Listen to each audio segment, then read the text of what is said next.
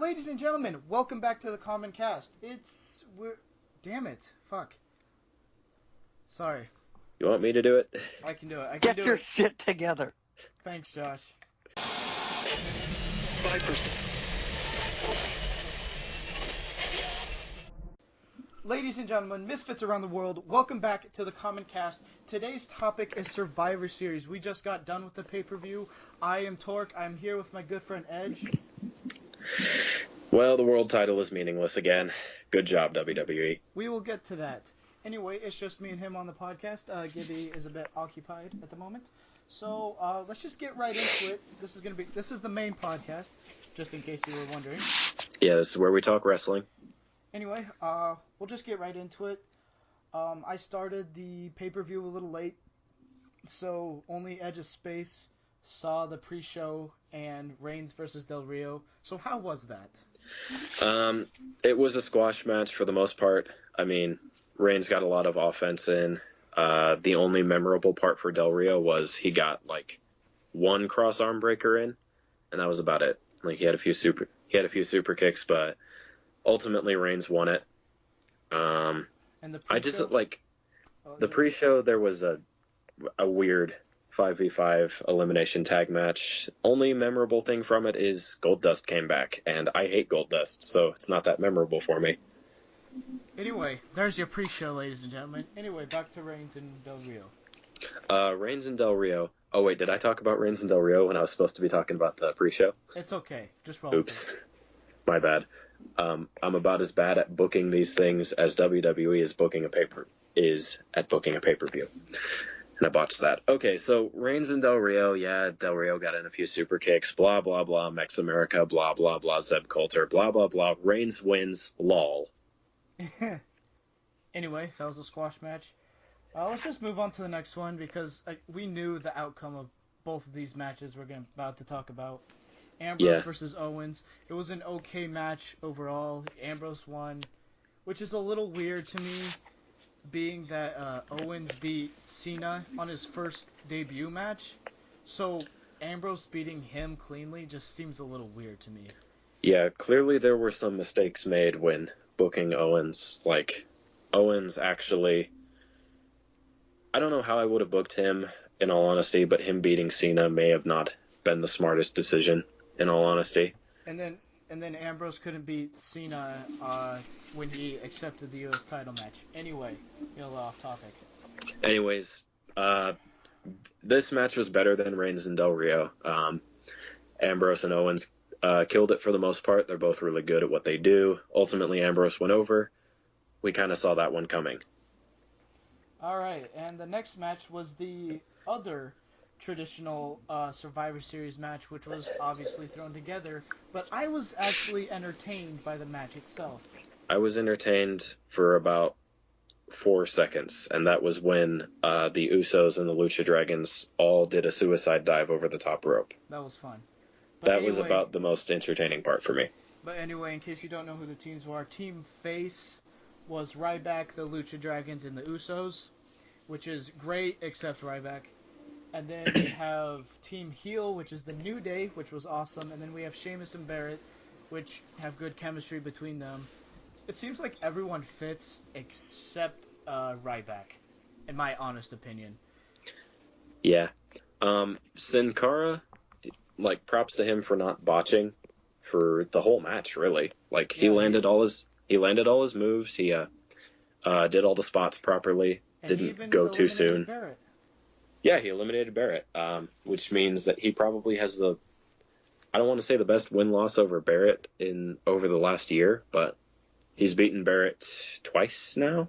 Yeah, twice. One being for the IC champ, when Barrett first won it back from Ziggler way back when. Oh, wait, no. No, he lost that match, remember? Because then Barrett went on to the ladder match at WrestleMania. Yeah, I know. No, I'm saying Sin Cara beat Barrett and then got a title match and lost. Oh, yeah. Okay. The IC titles changed a lot. Yeah, it has. Anyway, the next that match was okay. It was a SmackDown match, is what I would refer to as. Yeah, I would say that the 5v5 elimination match that they had on Raw, when I saw it live, was probably far better than this one. Like, that was Team Rollins versus Team Reigns, so there was some story behind it. Yeah. The next match we have is the women's, or as WWE likes to call it, Divas. Anyway. This match wasn't 3 minutes, so we're starting to be more progressive. Yeah, it was Charlotte versus Paige. However, there was no Sasha Banks and there was no Becky Lynch. So I felt like going into this, like yesterday, I would have said, "Oh yeah, Charlotte all the way." But watching the promo to it and watching the match itself, I'm like, I think Paige needs to win this more than Charlotte does, because right now, other than Nikki Bella, who have they really built as a good opponent for Charlotte? Like, there was Paige had some momentum, but her losing tonight is kind of like, okay, who's supposed to fight Charlotte now? like the other thing I have with problem with Paige losing is that she has been buried to shit. Yeah, Like Paige could not beat Nikki Bella for some and uh but Nikki Bella could never beat Paige cleanly. I don't know if you paid attention to that, but every match Paige and Nikki never won cleanly. yeah, So yeah. it's kind of a shame because Paige has been here for a while and she has two kind of crappy runs with the belt.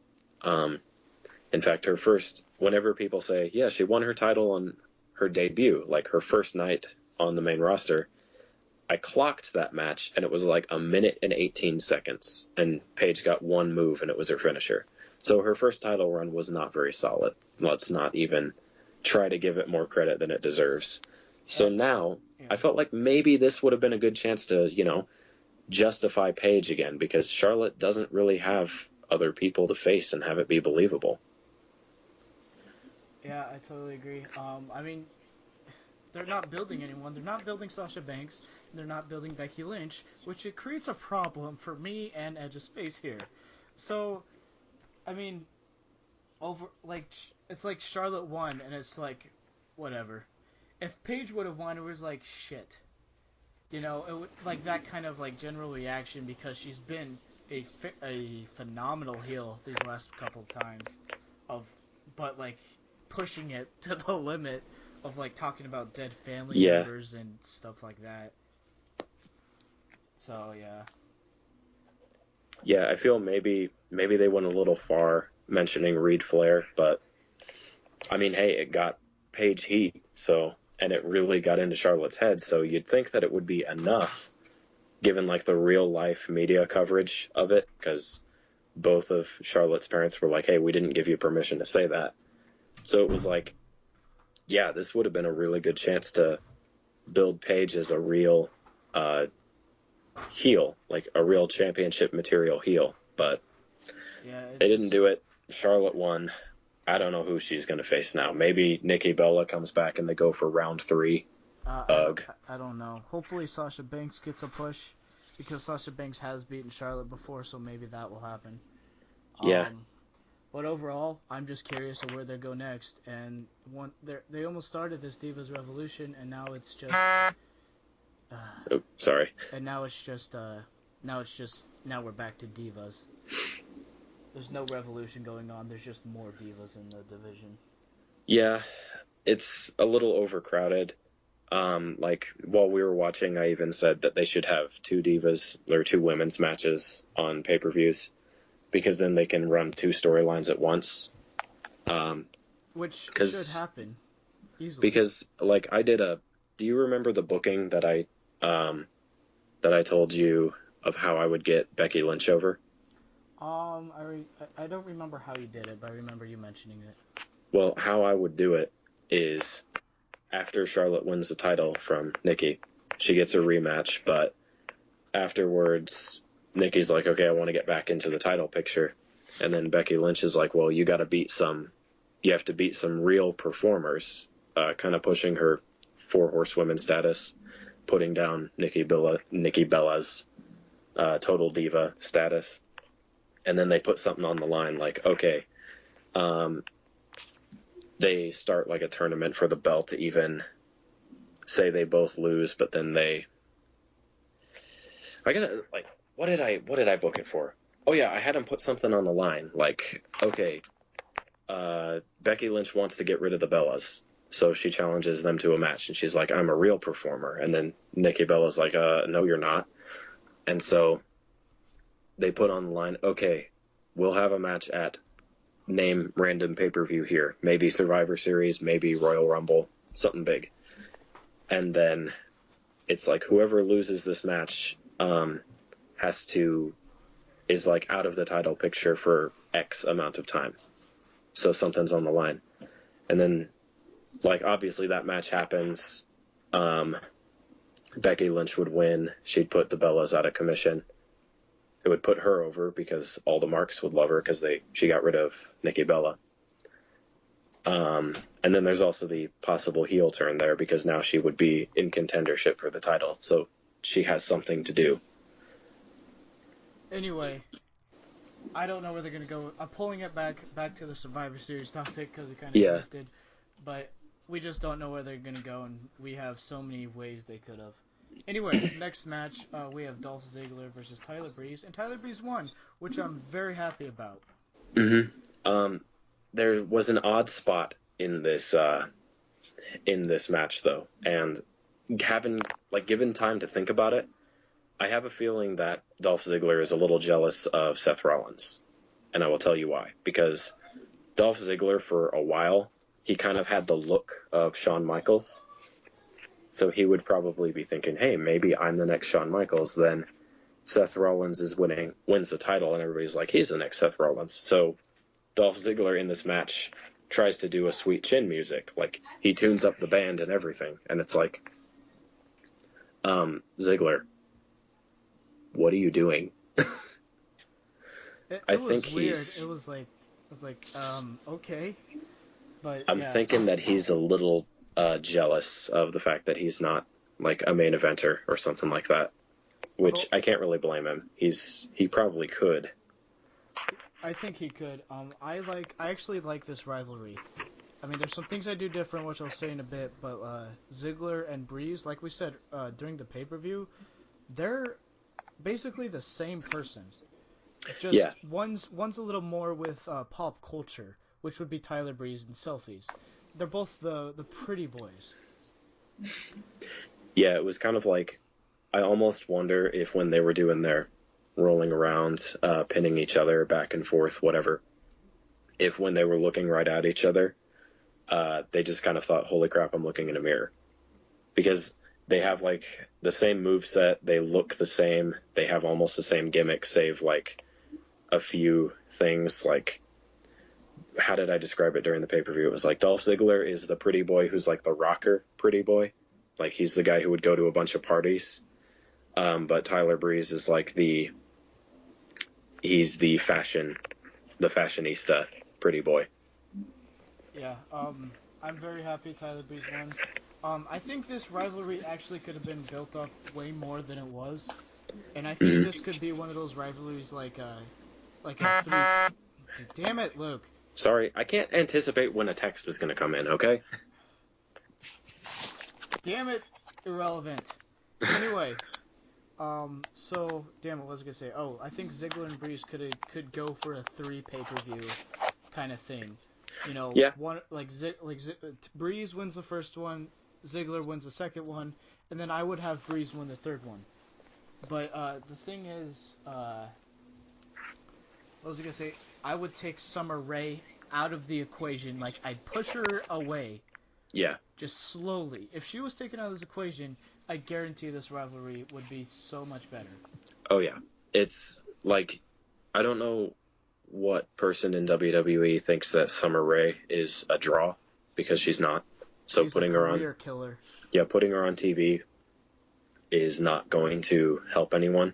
It's not going to help herself, and it's not going to progress anything. It's just going to make everything meh. Yeah, I mean, I just think that would have. I get the whole how they bring Breeze into it was through Summer Rae, but you could easily just have Breeze come out during a Ziggler's match or something, because Breeze does a good heel. We've seen that in NXT, and he could easily do that on the main roster.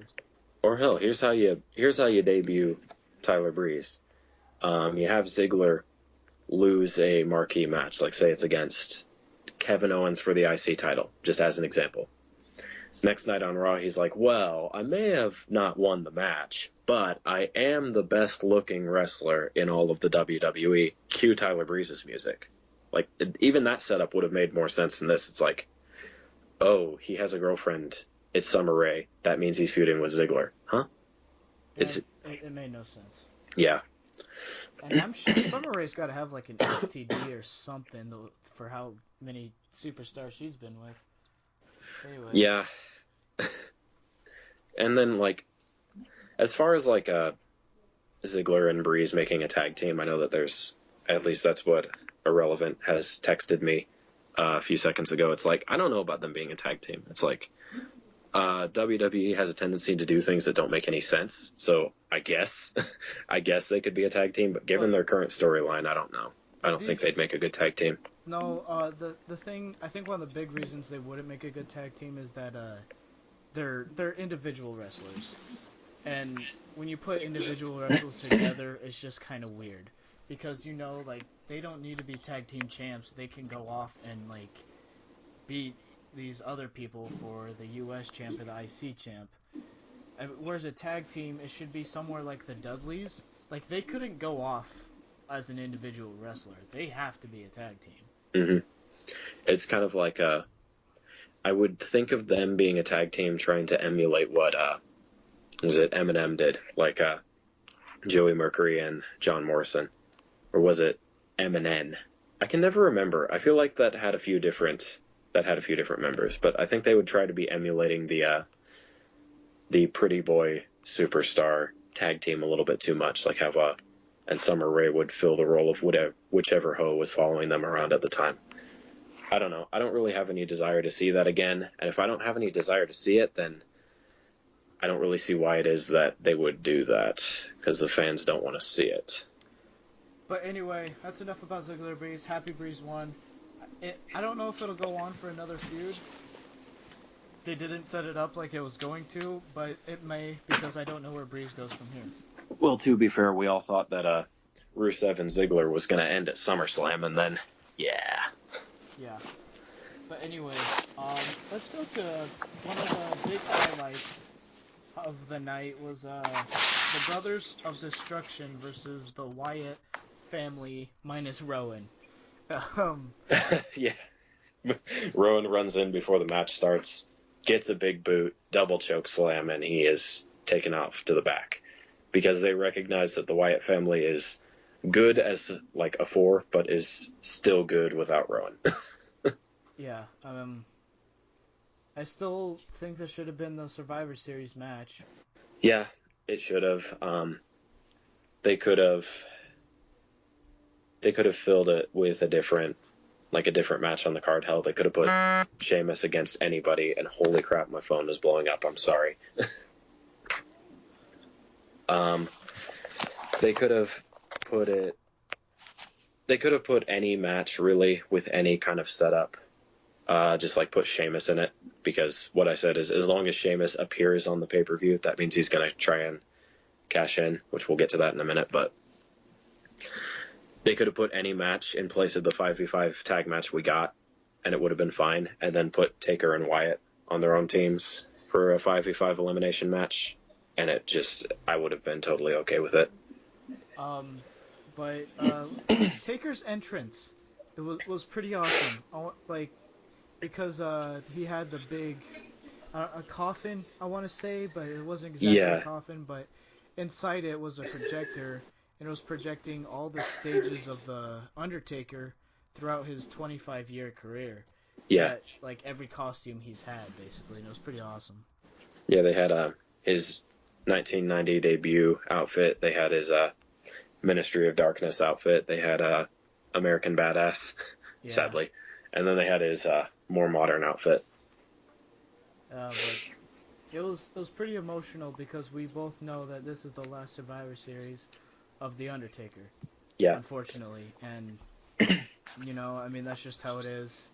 Which can't help it, but it's kind of a shame to me, just how like paper thin the roster really is right now, because I keep trying to think of who it is that Taker could face at WrestleMania, and There's a lot of dirt sheets are saying John Cena. Yeah, that as a marquee matchup would be really big. But I'm thinking of, is it a match that you could put on last? And I don't know if it is. The other two people that come to mind is obviously Sting, and then Triple H comes to mind as well. But Triple H has already done it twice. 3 times, actually. 3 times. And putting Sting against him would tear the audience because I think Undertaker deserves to leave on a win. Yeah, of course. I feel like, because in an interview for like WWE 2K16, I think, or was it 2K15? It was one of them, but Sting was on the panel for it. And he was saying, like, during the Q&A session, somebody said, hey, if you ever got the option to wrestle The Undertaker, would you do it? And he's like, if I get my way, it will happen. So I think he recognizes that if it were to happen, he'd have to lose, and I think he's okay with that. But it's still a problem for me because Sting debuted. He lost his debut match, which was stupid, against Triple H. Yeah. And then he lost against Rollins. I don't know if that's how it was supposed to go, but he got injured, so it ended like that. But he hasn't had a win in the WWE, so it just makes you a little concerned. Like, is he ever going to get a win? Yeah. The other person that I heard a few people say was Braun Strowman was another option for Taker to face, but No, because he fits in the Wyatt family. He doesn't fit as an individual wrestler. yeah, I feel like they tried doing that with Harper and Rowan, and that did not work out. It only brought them back together as a Wyatt family. Yeah, I feel for Taker's last match, it needs to be an icon match. It has to be. So that's why Cena might be the route that they're going to go with. Triple H, maybe. Sting, probably not. But those are the 3 people I would want to see. Yeah. Anyway. Ultimately, the match, Taker wins. Surprise, surprise. It was a good win. It was just it was more emotional, if anything. Yeah, it was an emotions match. Wasn't storytelling, wasn't technical magic. It was storytelling, or it was emotional. Anyway, moving from that onto the main event, which we all saw coming, was Roman Reigns versus Ambrose. And once again, Ambrose is buried to shit. Yeah, I think he had I think the fight between them only lasted like 15 minutes. It didn't last very long. Like, finishers went for a little early. And let me just say, Dean Ambrose did a devastating dirty deeds on Reigns. Yeah, and I take issue with this match because the way that Ambrose was wrestling, like the way his expressions, his moves, whenever he would talk during the match, everything pointed towards him having a chip on his shoulder and turning heel. Or at least making it look that way so Reigns could turn heel.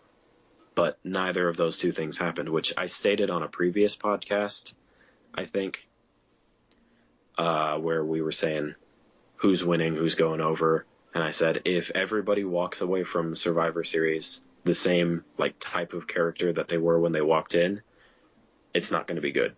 And it wasn't. And unfortunately, that's what we got. Reigns is still Superman. Ambrose is still buried. And the new, not so new, third player, Sheamus, is still, you look stupid. Yeah, Sheamus, if you don't know, Sheamus cashed in and he won the title, which wasn't all that exciting, to be honest. But if you're wondering what you just witnessed when you're watching that, you witnessed the setup to WrestleMania 30. And I'm going to tell you that Vince right now, because the reason I say WrestleMania 30 is because Randy Orton did the exact, down to the bone, exact same thing against Daniel Bryan. Cashed in, Triple H did a pedigree, blah, blah, blah. Only difference here is that Triple H tries to get Reigns to join him, last ditch effort for it to happen. Reigns doesn't shake his hand. Instead, he spears Triple H, which, given the fact he hasn't wrestled since WrestleMania 31, probably hurt him.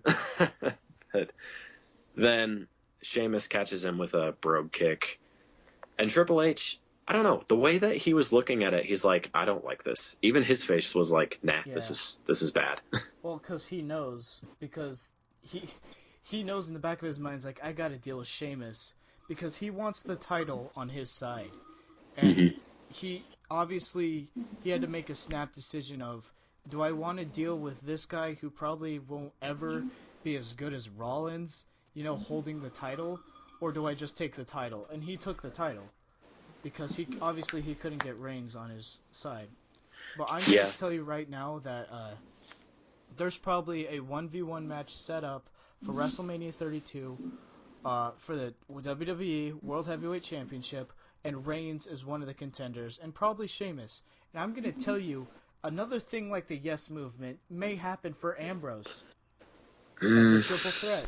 I don't know. It might. I'm just saying there's a possibility. I'm looking at it from a marquee matchup perspective. I think they're going to go back and forth with Reigns and Sheamus. Let's say they have a rematch at TLC. Sheamus retains via Dusty finish, so we have to put up with Sheamus for a little bit longer. Then at the Royal Rumble, he gets another match because, hey, Dusty finishes. Who likes those? Reigns wins. Sheamus is like, okay, I want my rematch at WrestleMania. Then come the Royal Rumble, and of course, depending on what happens with The Undertaker, this may not happen, but let's say Cena comes back and wins the Rumble, and then the triple threat is Sheamus, Reigns, and Cena. You know who I didn't take into account? Daniel Bryan. Oh yeah, Daniel Bryan, dang. Say he comes back and wins the Royal Rumble. He has a reason to kick Sheamus' ass, because Sheamus is the reason he's out for the IC title. Say the triple, I don't know if at that point it'll be a triple threat. Maybe it will be. It's Sheamus, Bryan, and Reigns, main event of WrestleMania 32. And I can totally see that. I can see it, but saying it out loud, I don't want to see it. No, I don't want to. Yeah, it's anywhere you put Sheamus, it's bad. Anywhere you put Sheamus and Reigns, it's worse. I'm gonna say, because obviously I think we're both agreeing that Sheamus or Reigns will be champion by WrestleMania. Mm-hmm. Either way, I'm gonna say Daniel Bryan should come back and win the Royal Rumble, and whoever it is against, he should go against them and win. And obviously Daniel Bryan should be the face. So if there is also a certain guy, I don't know if you've heard of him, Brock Lesnar, who is probably going to show up for at least the Rumble and WrestleMania. I keep forgetting about Brock Lesnar because it's hard to pick him because obviously he comes back, he kicks ass, and then he leaves. Yeah, it's hard to anticipate what Lesnar's going to do, but do you think that they would go for a rematch between Lesnar and Reigns? If tooth to nail, down to the wire, they need a big marquee main event, do you think that they would have Lesnar win the Rumble and face Reigns for the title at WrestleMania? I think they could. I don't want to see... there's no good way we can find out of this. There's no good way. But there was something that I said during this match when we were talking. It was I said, you know who really could have benefited from being in Reigns' position right now? And I said, Cesaro. Because think about it, Cesaro in the main event, he beats Reigns, which nobody would have seen coming, and then Sheamus cashes in. Then you've made Cesaro right there. You could put Cesaro and Sheamus. You could put Cesaro, Sheamus, and Reigns in the main event of WrestleMania 32. As long as you have Cesaro walk off with the title, it would have been all right. But they didn't do that. I'm gonna go back to the basics of why we're having a problem with this. There's a big superstar wrestling line, and then they use 5 of those people for a year, and that's who it's been for a year. Main eventing is Roman Reigns has been main eventing in almost a lot of pay-per-views this last year from WrestleMania. And then Brock Lesnar's obviously been doing his shit with The Undertaker. And, and Seth Rollins was the big heel. I mean, it's the same people since WrestleMania 32. There needs Yeah. to be more variety. You can't just depend on Reigns or even us talking just about Daniel Bryan. Can't rely on Daniel Bryan. We should, like you said, Cesaro's perfect. He's a perfect underdog because obviously he's never won big matches, and he's adding new people for the number one contendership. Mm-hmm. Ship. Of course, I did read that maybe Cesaro was dealing with a shoulder injury, which, if that's the case, then 2015 sucks because everybody's gotten hurt. Um, it's just like, I think about it, there's been, of the people who have main evented pay per views, there is Reigns, Rollins, Ambrose, Cena for like one pay per view, like the Royal Rumble at the start of the year, Lesnar, and Undertaker. And then I guess Randy Orton was there for a little bit, but he wasn't there for very long. And So you could, it's been the same people, and I have a huge problem with that. yeah, you could even take out Cena and Orton because they weren't there for very long. And it's like you have Reigns, Rollins, Ambrose, Taker, And and Lesnar. I don't want to hear that it's hard to push other people because Ziggler should have gotten a huge push after Survivor Series 2014. Yeah. So I'm just saying, like, that would have been a huge push, and I think it would. I personally think it would have been a good match between Ziggler and Seth Rollins, and I don't get how that push was not made. Yeah, it's like Vince McMahon, if this doesn't prove how out of touch he really is, he's been toting that he wants to sell out um, the Cowboy Stadium in Dallas for WrestleMania, which is 100,000 people, mind you. He was saying, "Oh yeah, we're gonna do it, we're gonna do it," but then he's like, booking, who needs it? Storytelling, who needs it? Pushing young stars, who needs it? But then he's like, "Oh yeah, we're gonna sell out. We will. It'll happen." And it's like, dude, you have no idea what you're doing. Like, somebody just needs to go to Vince and say, "You really don't have a clue what you're doing, do you?" But anyway, let's just pull it back because we've kind of gone through everything, and it's this pay per view wasn't all that interesting. Um, my overall rating is probably like a 6 out of 10, maybe a 5. Uh, And like most of those points are from the Undertaker and how emotional that was. yeah, I'm gonna roll with 5. Like, if we're going based off of like a school rating, if like a school was to rate this like it was a paper being turned in, this would be a F. This is a failing grade. But if it's like, say, a game review by a small time reviewer, this is average, below average at best. It's like a big giant group project, and Taker, Ziggler, and Breeze did most of the work. Yeah, and Ambrose brought his A game for the most part, but But when it's you're booked still to lose, it's like you there's can not only much you can give, do. yeah, you can only do so much. But I think one of the big problems with this pay per view is it sets up nothing in the future. Yeah, Like it sets up Reigns and Sheamus, and that's about it. I mean, me and Edge of Space are going through. I mean, you just heard through our most of our ideas through this podcast, and none of them are good. Mm-hmm. None of them are good whatsoever.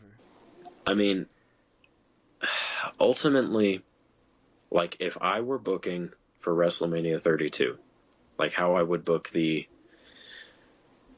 two big matches, because there's really the world title and then there's the Taker match that would be the biggest draws.